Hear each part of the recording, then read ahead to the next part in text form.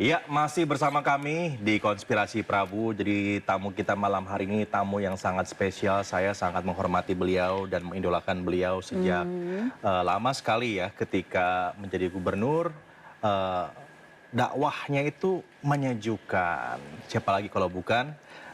Ya, ada Tuan Guru Bajang Muhammad Zainul Majdi yang sudah hadir di studio. Kali ini tapi hadirnya sebagai Ketua Harian DPP Ketua Perindo. Harian Nasional Partai Perindo. Ketua Harian Nasional DPP Perindo. Ini kayaknya hari ini kita bakal dapat pencerahan juga nih Mas Prabu. Enggak, beliau lagi nggak mau lagi tidak berdakwah. Ini lagi bicara politik Kita lagi berbicara politik. Politik itu juga bagian dari dakwah. Nah, politik juga bagian. ini yang paling spesial nih Kan ketika dakwah itu kan mengisi kebaikan kan. Jadi kalau politik diisi dengan yang baik itu juga bagian dari dakwah. Politik kalau diisi yang baik juga bagian dari dakwah. Tapi sayangnya politik juga banyak yang bilang nggak baik juga nih Tuan Guru ya. Iya, itu tantangannya. Mudah-mudahan Perindo bisa menghasilkan praktek politik yang sehat yang baik. Amin, amin. Tapi ngomong-ngomong Tuan Guru ini Perindo kan dukung Mas Ganjar. Mas Ganjar udah pakai baju garis-garis. Kok Tuan Guru nggak pakai baju garis-garis? Iya, gimana nih? Baju garis-garisnya banyak. Cuman menurut saya yang paling penting adalah terus-menerus mensosialisasikan beliau ke tengah masyarakat. Ya, Tapi masih mendukung ya Tuan Guru ya? Oh iya, karena sebenarnya kan banyak hal-hal baik dari Mas Ganjar itu yang belum terekspos ya dengan baik gitu. Termasuk misalnya kinerja beliau di Jawa Tengah. Ya sebenarnya kinerja yang menurut saya cukup impresif untuk kepala daerah dengan bentangan daerah tanggung jawab yang sangat luas. Demografinya juga salah satu provinsi yang paling banyak penduduknya se-Indonesia. Jadi ketika beliau mampu memimpin dengan baik di situ, maka mudah-mudahan itu pertanda bahwa beliau juga akan sangat mampu memimpin Indonesia. Tapi kalau bahasa dari banyak orang dibilang bahwa loh kok di Jawa Tengah ini kan kemiskinannya juga masih tinggi. Sekarang udah mau ngurus nasional. Nah kira-kira Tuan Guru akan jawabnya kayak gimana? Pemimpin itu Mas Prabu diadili, dinilai bukan dari apa yang dia warisi, tapi apa yang dia wariskan. Ketika beliau menerima amanah memimpin Jawa Tengah itu kan 14% kalau nggak salah.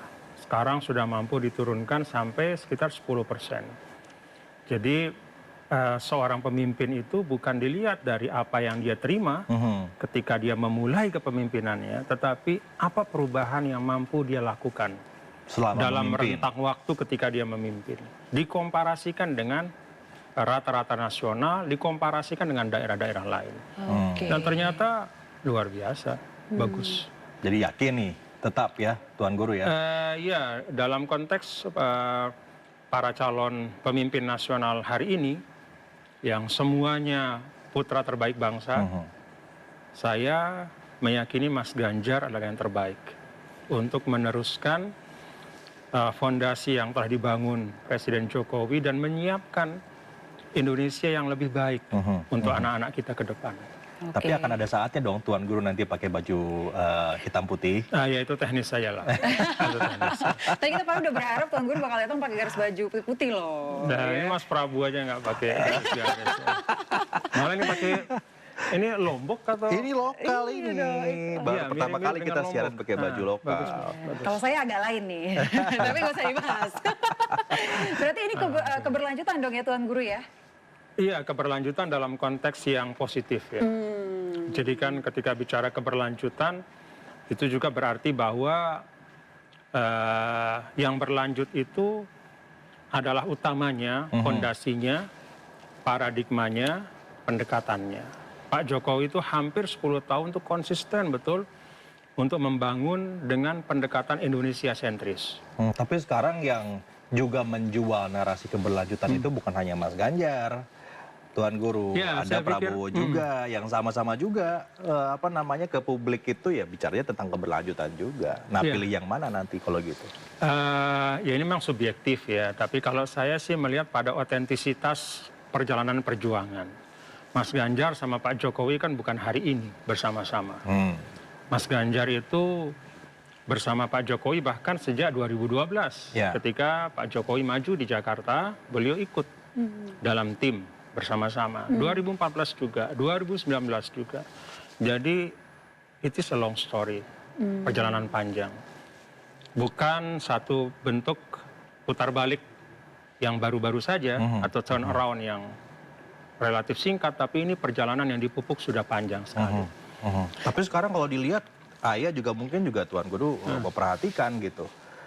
Kayaknya Presiden ini masih belum 100% gitu ya mengendorse Mas Ganjar. Kemana-mana juga masih bareng sama Prabowo juga. Memang ada momen-momen yang kemudian dimuatkan dengan interpretasi politik.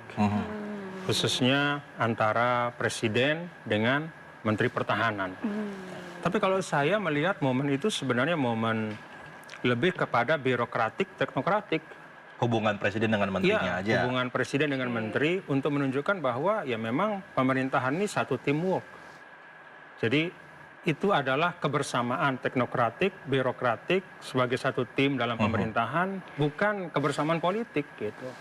Cuman memang karena memang kita akan menuju 2024, maka banyaklah interpretasi. Ya termasuk dari banyak pihak yang melihat ya, ini Mas Prabowo nih.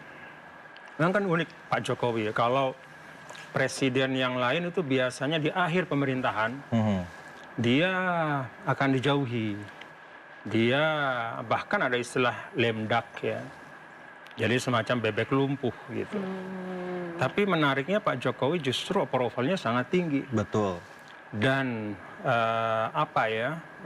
kesukaan masyarakat juga sangat besar gitu. Sehingga wajar saja secara politik para capres itu kemudian berusaha mendapatkan endorsement Pak Jokowi. Paling tidak kelihatan terlalu berseberangan. Tapi kalau hubungan Menhan dan anak presiden gimana, Tuan Guru?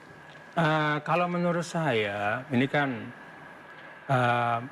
Pak Jokowi kan keluarga Jawa yang juga memiliki adab, sopan santun, ketindihan. Sehingga Mas Gibran misalnya menerima Pak Prabowo. Mas Kaisang bahkan sempat pakai kaos gambar Pak Prabowo. Ramai itu. Itu menurut saya adalah bagian dari apresiasi anak kepada mereka yang membantu orang tuanya melaksanakan amanah yang sangat besar. Kan begitu, Mas Prabowo ya? Bisa aja. Enggak, coba itu bisa aja. Bisa aja Kita ya, kan- Tuan Guru ya. Kita enggak, coba Mas Prabu, kalau misalnya Mas Prabu melihat ada orang yang membantu bersama dalam satu tim ya dengan keluarga kita misalnya, kan kita memberikan apresiasi. Saya pikir itu yang terjadi. Jadi itu semacam apa ya, kepada publik bahwa boleh saja kami beda, kami tidak mendukung Anda, tapi kami tetap mengapresiasi Anda hari ini sebagai bagian dari Jadi Tuan Guru melihat kalau kebersamaan Pak itu Jokowi kultural, bukan dengan politik. Pak Prabowo itu bentuk apresiasi, bentuk hubungan kerja aja. Untuk keluarga, gitu ya. bukan itu keluarga. Oke. Kalau dengan Pak Jokowi kan hubungan kerja Hubungan kerja. Itu teknokratik, birokratik. Kalau putra-putra Pak Jokowi menurut saya itu bagian dari pengamalan nilai kultural Jawa gitu. Dan juga bahkan semua kita, bukan hanya... Tapi kan harusnya kan Pak Jokowi juga tahu kalau kebersamaan beliau dengan Prabowo itu juga dibaca oleh publik hal yang lain, begitu ada interpretasi politiknya juga. Ya memang menurut saya sih sebenarnya kalau kita tidak terlalu wishful thinking, ini kan kadang-kadang pengamat terlalu wishful thinking. Dia memaksakan memframe satu momen berdasarkan yang di kepalanya. Maka semua potensi interpretasi politik itu dimuatkan ke dalam peristiwa itu. Padahal yang menemani Pak Jokowi hari itu misalnya bukan hanya Pak Prabowo, tapi ada beberapa menteri yang lain. Iya. Ya, kok tidak dimaknakan misalnya mengendorse yang lain sebagai calon pemimpin juga gitu. Jadi menurut saya sih kita proporsional saja. Dan saya sih lebih percaya kepada rekam jejak yang panjang. Kebersamaan Pak Jokowi dengan Mas Ganjar itu bukan sehari dua hari, tapi kebersamaan yang panjang dan juga bahkan berada pada rumah politik yang sama. Yang telah membesarkan dan mensupport Pak Jokowi dalam tahapan-tahapan politik. Jadi singkat cerita kalau Tuan Guru hakul yakin kalau Jokowi itu 100% akan mendukung Ganjar Pranowo, begitu ya? Insya Allah. Oke, baik. Tapi kita juga penasaran nih, selain tadi pembahasan terkait dengan Penasaran hubungan ya antara Pak Jokowi dan juga capres-capresnya yang lain-lain saat ini sedang heboh-hebohnya. Kita juga karena Tuan Guru lagi hadir di sini sebagai Ketua Harian Nasional Perindo gitu ya, Mas. Kita mau tahu nih bursa cawapres. Nah, nanti deh ngomongin bursa cawapres. Nah, kita penasaran. Tuan Guru sama saya harus ngopi dulu biar tenang. Kita akan jeda dulu, kami akan kembali saat Ini kopi Lombok bukan? Kopi Lombok. Kopi Lombok. Putra bangsa yang bisa menjadi pemimpin nasional itu sebenarnya banyak sekali. Ada yang nama-namanya sudah ada di survei, bolak-balik di survei. Ada juga yang mungkin tidak terlalu banyak di survei, tetapi sebenarnya punya potensi yang juga bisa memimpin.